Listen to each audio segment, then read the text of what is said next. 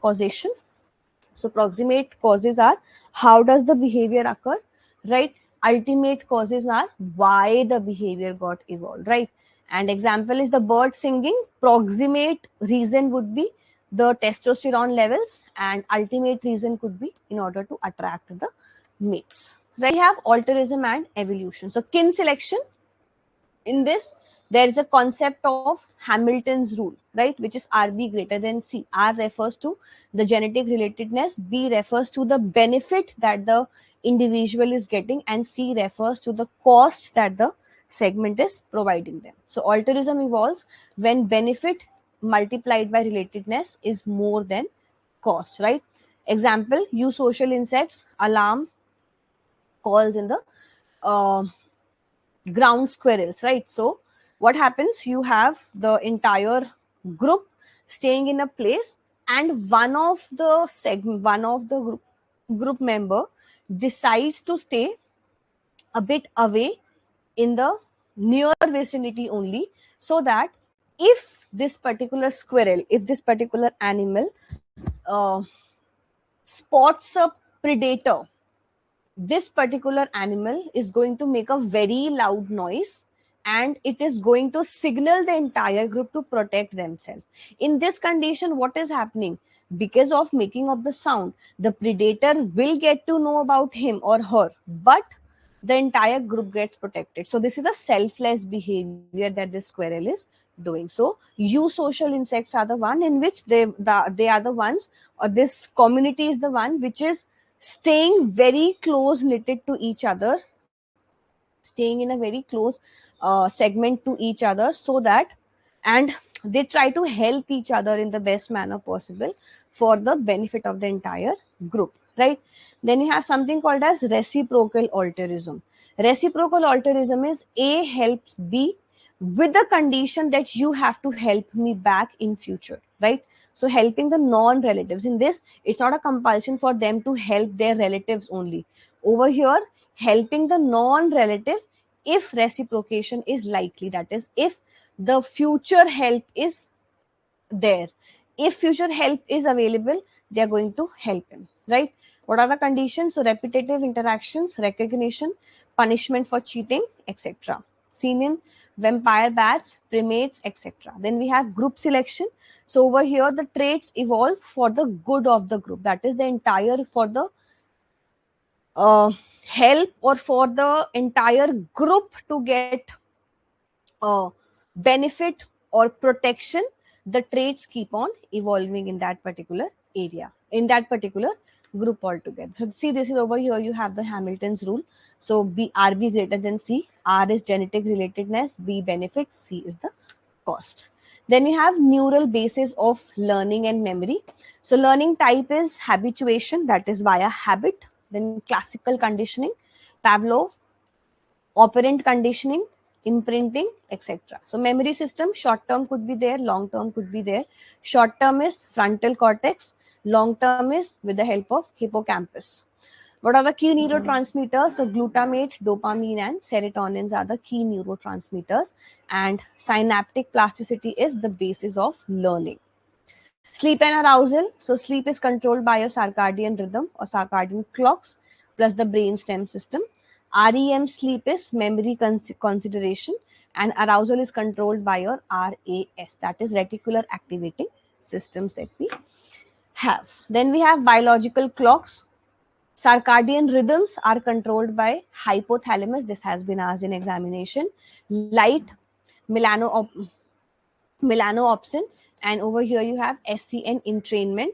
What are the various genes that help out in the biological clock functionality? So CRY gene, clock gene, TIM gene, and in PER. So TIM is there in your Drosophila. Write down or try to find out that in which other organisms do you get to see all these genes being there. Then what are Zeitgebers? So environmental cues. Light is the strongest one. Then free running rhythms occur in the absence of the Zeitgebers. Then development of the behavior. So innate behavior is genetically programmed. triggered by sign stimulus. Learned behaviors requires a number of different experiences, right? So that the individual can learn with experience. Then you have interaction of genes plus and the environment. So most behaviors are mixed in this condition. Social communication. So types of social communication includes chemical, visual, auditory, tactical, etc. What are the functions, or why do we get to see the social communication being there? So because of for mating, alarm, foraging, territory, group cohesion, etc. Then example is the honeybee wangle dance. It is for communicating the distance in the direction of food being there. Then over here you can see the solitary ancestor, eusocial group.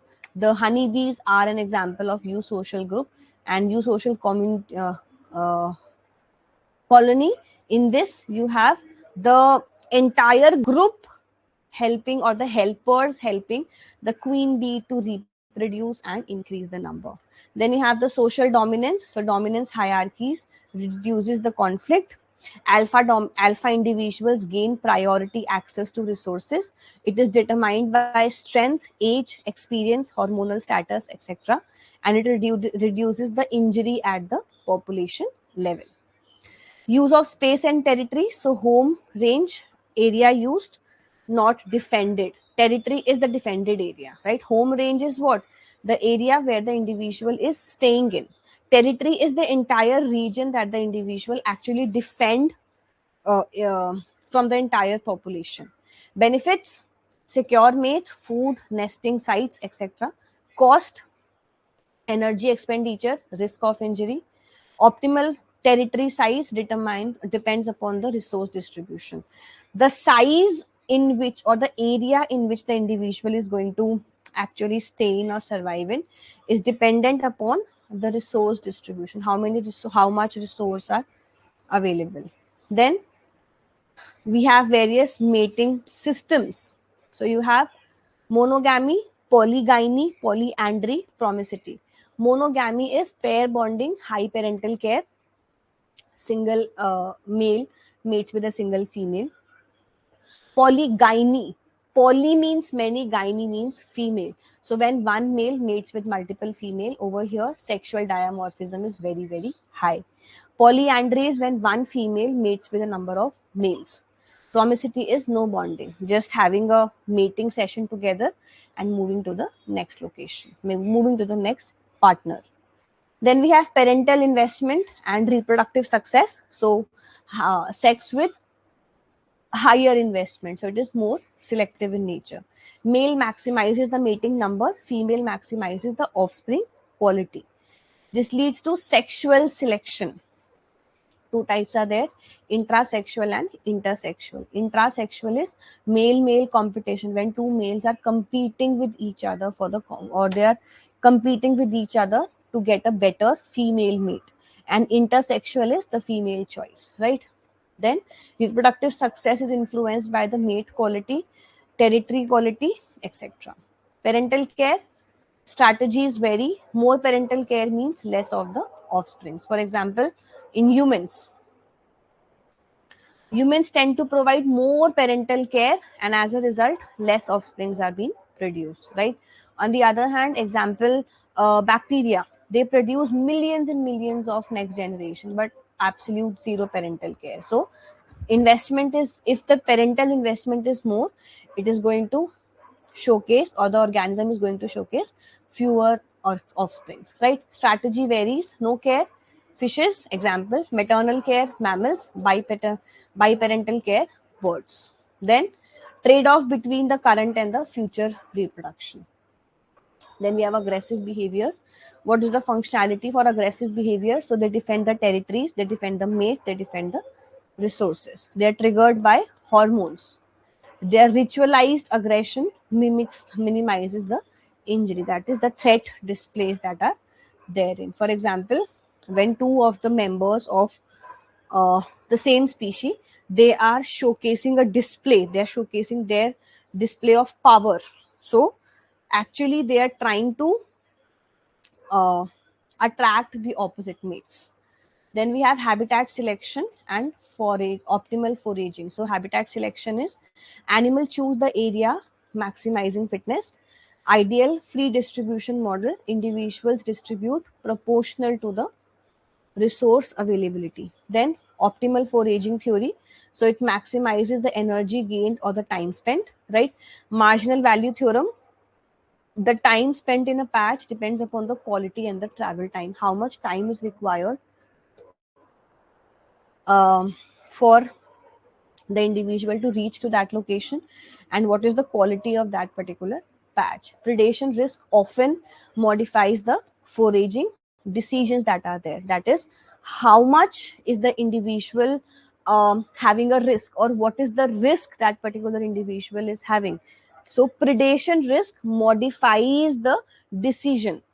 If the risk is very high, the decision would be different. If the risk is very low, the decision would be different. So whatever the level of the risk is, you'll have a separately segmented decision taken up, right? Then you have the marginal value theorem, which I've just told you, that the time that is required, or the time a specific individual is going to spend on a specific area, spend on a specific patch of land, that depends upon the quality and the travel time being there, right? So you can see the expected transient time over here, time foraging in the patch. So this is the tangent to the intake curve. You need not to like go into the depth of this, just understand what the entire MVT is, marginal value theory, marginal value theorem is all about, right? Then you have migration, orientation and navigation. So migration is seasonal long distance movement, orientation is maintaining a direction, navigation means determining the position relative to the goal, right? What are the mechanisms over here? The sun compass, star compass, magnetic field, landmarks, and olfactory cues. In June 2025, there was a question asked based upon magnetoreception, which was actually based upon the individuals or the birds flying from one location to the other location. So how do they get to have that direction? So it is with the help of magnetic field, which was magnetoreception.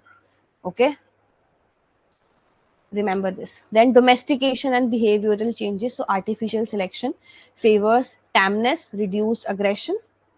Then we have the changes seen being increased social tolerance, reduced fear responses, and juvenile trait uh, retained, right? So these are the segments that this was about the domestication and behavior, and all the various segments that we have for the entire evolution part, right? It is comparatively shorter unit, but a very scoring unit. Okay, try not completely skipping this off. I would suggest you read this theory, read this entire unit very effectively, and yet you can easily score in 8 to 10 or maybe more marks from here, right? So this is about evolution and behavior. I hope all the things are clear to everyone till here. We are going to solve, or like we are going to cover up all the units in the similar fashion of one shot revision, right? So do let me know, what do you feel about, or are these one shot revision sessions helping you out in your revision or not? And what are the various ways in which we can improve it, or in which we can add on new segments to it?